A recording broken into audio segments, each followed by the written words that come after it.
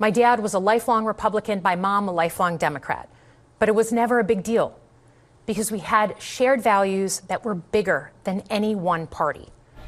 Welcome back to GMA3. That was Senator Elissa Slotkin of Michigan delivering the Democratic response to President Trump's joint address to Congress. Senator Slotkin, who has been called a rising star in the Democratic Party, emphasizing a need for unity in these hyper-partisan times.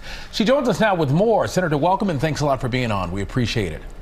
Thanks for having me. All right, let's talk about it. The other night, the Democrats were going back and forth with the president during his speech. Some were yelling. They had signs. Others walked out. Congressman Al Green got put out. What was your reaction? You know, I was watching from Michigan because I was going to deliver the response just afterwards from my home state. You know, I think maybe it's different when you're watching it on TV, but I've been in those rooms and the president won the election. He's going to give his speech. It's going to be long. You're going to have to sort of sit through it. And if you don't like it, then, you know, don't show up or whatever. But to me, it was distracting, I would say, to have some of that breakup in the speech. Let's talk about some of the issues that people are really concerned about right now. And one of them is the cost of groceries. What do you think needs to be done to bring those prices down?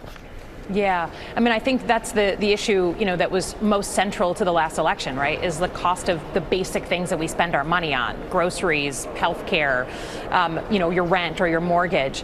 And I didn't really hear a plan for either of those things. It's one of the hardest things to do, right? As a president, you can't just wave a magic wand. No one can. But I think just having a ruthless economic plan that focuses on those issues, that makes sure that our farmers get the things that they need, bring our supply chains home so we're not dependent on other countries who can jack up our prices, and then just making sure that we have an economic plan on housing. I think most Americans feel like the American dream is being on the pathway to buy a home, and just for many, many people that's become impossible. I didn't hear a housing plan, and I think there's a way to really spur development of housing, construction of new housing, that I did not hear anything about. And speaking of prices, in response to the president's new tariffs, China says it is ready for any type of war with the U.S. Are you concerned about that? I mean, look, I don't like any time countries are throwing around the word war, even if it's just a trade war.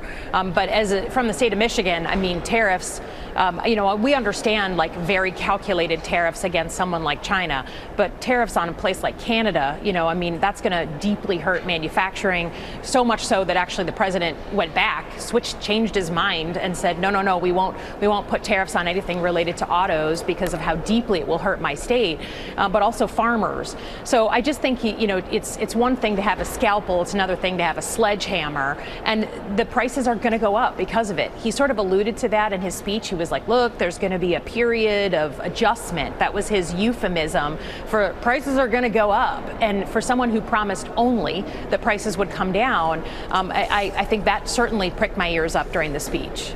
The U.S. and Ukraine have agreed to meet soon, but for now, the U.S. has paused the military aid there. What do you think, what do you hope the future relationship between the U.S. and Ukraine looks like? Yeah, I mean, look, we all want the war to end in Ukraine. I don't think that's, you know, there's no one, I think, who's pro-war. But you got to end this war in a way that, A, it won't just restart up again, right? Russia won't reinvade 2 hours later. And that it basically sends a signal to the rest of the world that you can't just invade a democracy in 2025 and have that be okay. And again, this also goes back to China, right? China is taking notes on everything that's happening in Ukraine right now. And they're saying, oh, good, if I just kind of wait this guy out, if I just, you know, American resolve isn't there. So if I want to go invade a neighbor or go take over Taiwan, no problem, because the United States that I remember isn't going to actually care about democracies being invaded. I don't believe that makes us safer. I think that makes us less safe. Michigan Senator Elissa Slotkin, thank you so much for joining us today. Thank you, Senator. Thank you.